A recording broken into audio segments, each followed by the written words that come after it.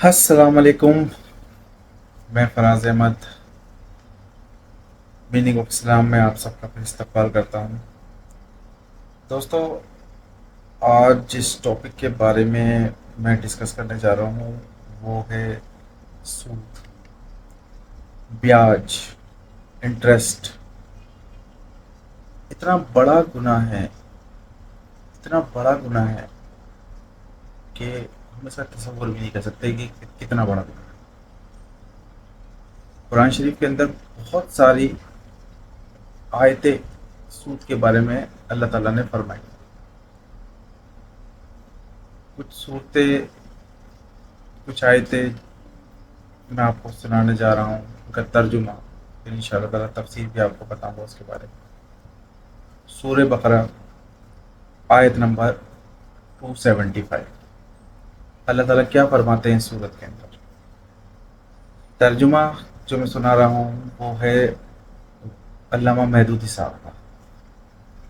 मगर जो लोग सूद मतलब ब्याज खाते हैं उनका हाल उस आदमी जैसा होता है जिसे शैतान ने छूकर बावला कर दिया, मतलब पागल कर दिया, दीवाना कर दिया। और इस हालत में उनके मुब्तला होने की वजह यह है कि वो कहते हैं कि तिजारत भी तो आखिर सूद जैसी ही चीज है, हालांकि अल्लाह ने तिजारत को हलाल करार दिया और सूद को हराम।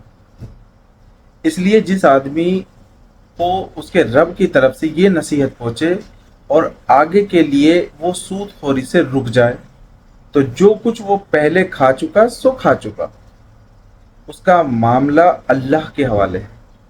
और जो इस हुक्म के बाद फिर इसी हरकत को दोहराएगा वो जहन्नमी है, जहां वो हमेशा रहेगा। एक आयत अल्लाह ताला ने ये बताया सूद के। इसी की नेक्स्ट आयत सूरह बकरा आयत नंबर 275। अल्लाह सूद का मठ मार देता है और खैरात को बढ़ावा देता है, बढ़ाता चढ़ाता है। अल्लाह किसी नाशुक्रे बुरे अमल वाले को पसंद नहीं करता। इसमें भी अल्लाह ताला ने सूद वाले पे लागत दे दी है। सूरह बकरा आयत नंबर 278। ए लोगो जो ईमान लाए हो, अल्लाह से डरो और जो कुछ तुम्हारा सूद लोगों पर बाकी रह गया है उसे छोड़ दो, अगर हकीकत में तुम ईमान लाए हो।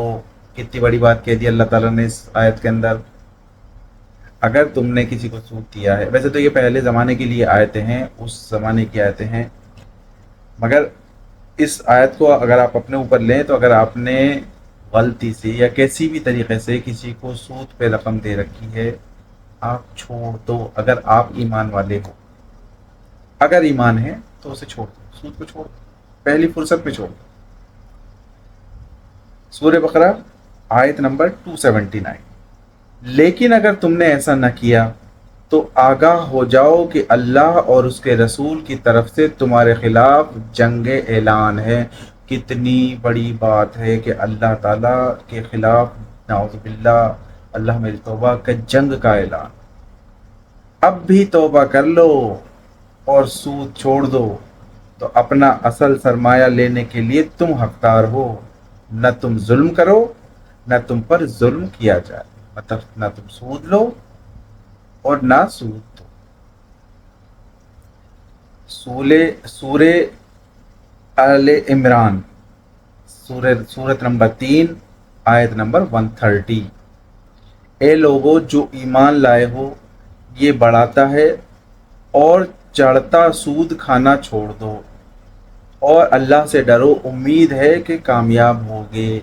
फिर यहाँ पे एक बात अल्लाह ताला ने कही कि सूद छोड़ दो अगर ईमान लाए हो। तो यहाँ पे एक नुक्ता है कि अगर ईमान वाले हो तो सूद नहीं लोगे, अगर ईमान नहीं है तो आप सूद लो। अगर सूद छोड़ दिया तो अल्लाह ताला हमको कामयाब करे। सूरत नंबर 4 आयत नंबर 161। और सूद लेते हैं जिससे इन्हें मना किया गया था, اور لوگوں کے مال ناجائز طریقے سے کھاتے ہیں. ہم نے بہت سی وہ اچھی پاک چیزیں ان پر حرام کر دیں جو ان سے پہلے ان کے لیے حلال تھیں، اور جو لوگ ان میں سے انکار کرنے والے ہیں ان کے لیے ہم نے دردناک عذاب تیار کر رکھا ہے. اگین سود والوں کے لیے دردناک عذاب ہے. سورت نمبر 30 آیت نمبر 39. جو سود تم دیتے ہو تاکہ لوگوں کے مالوں میں شامل ہو کر وہ بڑھ جائے، اگر اس نیت سے دیتے ہو کہ ہمارا جو پیسہ ہے، مال ہے، وہ بڑھتا چلا جائے سود کے تھرو، تو اللہ کے نزدیک وہ نہیں بڑھتا. اور جو زکوٰۃ تم اللہ کی خوشنودی حاصل کرنے کے ارادے سے دیتے ہو، اسی کے دینے والے حقیقت میں اپنا مال بڑھاتے ہیں. تو یہ کچھ چند آیات ہیں جو میں نے آپ کو قرآن شریف سے سود کے حوالے سے سنائی. اللہ تعالیٰ کتنا ہر آیت میں فرمانے ہیں کہ چھوڑ دو اگر سود لیتے ہو، حرام ہے، دردناک عذاب ہے، اللہ سے جنگ ہے. اب اس سے ریلیٹڈ کچھ حدیثیں تفسیر بھی میں آپ کو سناتا ہوں ابن کثیر سے.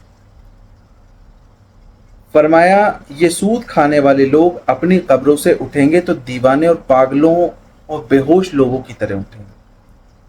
مجنوں اور دیوانے ہوں گے، کھڑے ہی نہ ہو سکیں گے. ان سے کہا جائے گا لے اب ہتھیار تھام لے، اپنے رب سے لڑنے کے لیے آمادہ ہو جا. معراج کی رات حضور پاک محمد رسول اللہ صلی اللہ علیہ وسلم نے کچھ لوگوں کو دیکھا جن کے پیٹ بڑے بڑے گھڑوں کی طرح تھے. پوچھا یہ کون لوگ ہیں؟ بتلایا گیا کہ سود کھانے والے، بیاج لینے والے. ایک اور روایت میں ہے کہ ان کے پیٹوں میں سانپ بھرے ہوئے تھے جو انہیں ہر ٹائم ڈستے رہتے تھے.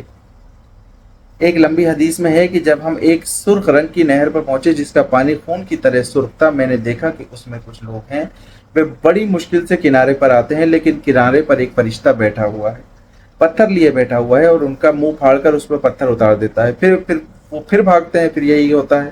پوچھا تو معلوم ہوا کہ یہ سود خوروں کا گروہ ہے. یہ بوال ان پر اس سبب سے ہے کہ کہتے تھے کہ تجارت بھی تو سود کی طرح ہی ہے. یہ ان لوگوں کے اوپر عذاب بتایا ہے جو لوگ یہ سمجھتے ہیں کہ جو تجارت ہے، جو بزنس ہے، وہ بھی تو سود کی طرح ہی ہے. اچھا، ایک حدیث میں ہے کہ سود کے 73 گناہ ہیں، جن میں سے سب سے ہلکا گناہ یہ ہے کہ اپنی ماں سے بدکاری کرے. اللہ میری توبہ. سب سے بڑا سود مسلمان کی عزت سے کھیلنا ہے. مستدرک حاکم فرماتے ہیں کہ ایسا زمانہ بھی آئے گا جب لوگ سود کھائیں گے. صحابہ رضی اللہ عنہ نے پوچھا سب کے سب؟ فرمایا جو نہ کھائے گا اسے غبار تو پہنچے گا ہی. آج کا زمانہ دیکھ لیجئے، اتنا زبردست بینکنگ سسٹم ہے کہ ہم نہ چاہتے ہوئے بھی اس بینکنگ سسٹم کے ایک حصے میں بنے ہوئے ہیں.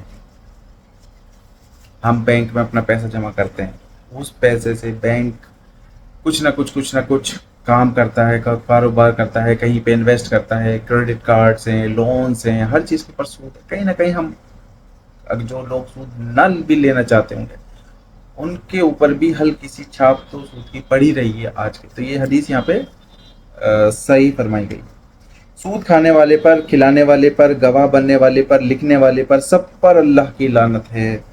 تو ظاہر ہے کہ کاتب شاہد مطلب لکھنے والے اور گواہ بننے والے کو کیا ضرورت پڑی جو خواہ مخواہ اپنے اوپر اللہ کی لعنت لے.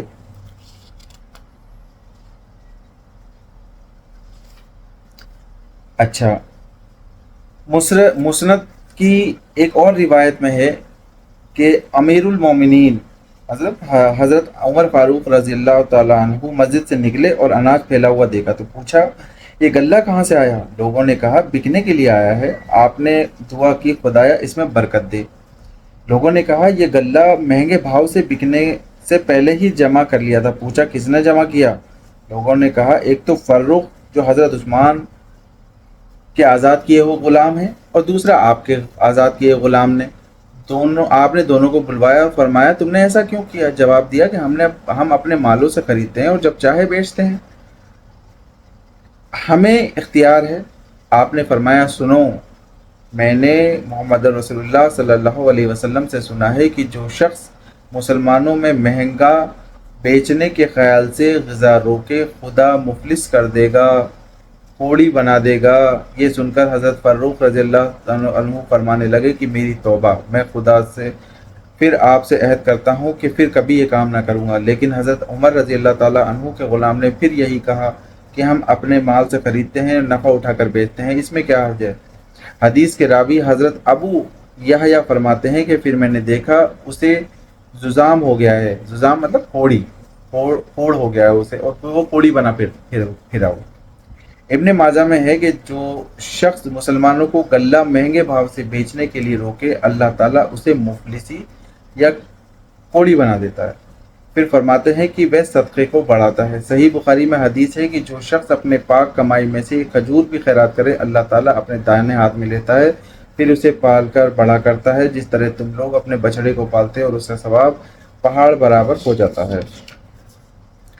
अच्छा, हज़रत इब्ने अब्बास रज़ियल्लाहु ताला अन्हु फरमाते हैं, सूदखोर से क़यामत के दिन कहा जाएगा, अपने हथियार ले ले और खुदा से लड़ने को तैयार हो जा। अल्लाह में तौबा। आप फरमाते हैं कि इमाम वक्त हाकिम पर फ़र्ज है कि सूदखोर लोग जो उसे न छोड़ें उनसे तौबा कराए, अगर ना करें उनकी गर्दन मार दें, मतलब उनके कत्ल कर दें। हसन और इब्ने सरीन रहमतुल्लाह अलैह का फरमान भी यही है। हज़रत कतादा रहमतुल्लाह अलैह फरमाते हैं कि देखो, अल्लाह ने उन्हें हलाक करने की धमकी दी, उन्हें जलील किए जाने के काबिल उठाया। खबरदार, सूद से और सूदी लेन देन से बचते रहो। हलाल चीज़ें और हलाल खरीद फरोख्त बहुत कुछ है, चाहे फाके गुजरते हों फिर भी खुदा की नाफरमानी से रुको। कितनी बड़ी बात है। अच्छा, एक छोटी सी बात कर्ज के मुताल्लिक भी सुन लें। तबरानी की हदीस में है कि जो शख्स क़यामत के दिन खुदा के अर्श का साया चाहता हो तो वह ऐसे तंगी वाले शख्स को मोहलत दे या माफ़ कर दे। मुस्नद अहमद की हदीस में है कि जो शख्स मुफलिस आदमी पर अपना कर्ज वसूल करने में नरमी करे, उसे ढील दे, जितने दिन वह कर्ज की रकम अदा न कर सकी उतने दिन तक हर दिन उसकी रकम खैरात का सवाब मिलता रहेगा। एक और रिवायत में है कि आपने फरमाया, हर दिन उससे दुगनी रकम का सदका करने का सवाब मिलेगा। यह सुनकर हज़रत बरीदा रज़ी अल्लाह अन्हु ने फ़र्ज किया, हुज़ूर, आप पहले तो आपने हर दिन के बराबर सवाब मिलने का फरमाया था, अब आप दोगुना फरमाते हैं। फरमाया, हाँ, जब तक मियाद ख़त्म नहीं हो, मिस्ल सवाब मियाद गुजरने के बाद दुगनी हो जाती है। तो फ्रेंड्स, ये मैंने आपको सूद के मुतालिक कुछ कुरान की आयतें सुनाई हैं और उनकी मैंने तफसीर हदीसों के ज़रिए आपको बयान की। तो अब आप ये देखें कि यार सूद कितना बड़ा गुनाह है कि नहीं। हमको बचना चाहिए, छोटी छोटी सी जितने भी गुनाह हम करते हैं हमको उन सब चीज़ों से बचना चाहिए। हमारे पास पैसे नहीं है, हमारे पैसों की बहुत ज़रूरत है, कुछ भी है, मगर ट्राई करें कि सूद का पैसा नहीं ले। आप अपनी माँ से जिना कर सकते हैं? नहीं ना, नहीं कर सकते ना। अगर आपने सूद ले लिया, सूद लेना इक्वलेंट टू अपनी माँ से जिना करना। ये तो सबसे छोटी चीज़ है। इसके अलावा बहुत सारा अल्लाह ताला के सामने खड़ा होना जंग के लिए कितनी बड़ी बात है। क़यामत के दिन पागलों की तरह, दीवानों की तरह बेहोशी हालत के अंदर उठाए जाओगे आप, जो लोग सूद लेते हैं। तो दोस्तों, बचो, सूद से बचो, किसी भी तरीके से बचो। हमारा एक कदम हमारी आने वाली नस्लों के लिए नसीहत होगा। हम बचेंगे, हमारी औलादें बचेंगी। जो काम हम करेंगे वही सेम काम हमारी औलादें भी करेंगे। तो जितना हो सकता है अपने आप को, जो अल्लाह ताला ने जिन चीज़ों की मनाही फरमाई है कुरान पाक के अंदर और रसूलुल्लाह की हदीसों से जो चीज़ साबित होती है, उन सब चीज़ों से हमको बचना चाहिए, वो काम हमें नहीं करने चाहिए। तो अल्लाह ताला, मैं दुआ करता हूँ अल्लाह ताला मुझको, आपको, पूरे उम्मती मोहम्मद रसूलुल्लाह सल्लल्लाहु अलैहि वसल्लम के उम्मतियों को सूदी कारोबार करने से, सूद लेने से, सूद देने से اپنی حفاظت کریں. آمین ثم آمین. پھر ملتا ہوں آپ کے ساتھ ایک نئی آیت میں ایک نئے ٹاپک کے اوپر انشاءاللہ تعالی. تب تک کے لیے اللہ حافظ. السلام علیکم ورحمۃ اللہ وبرکاتہ.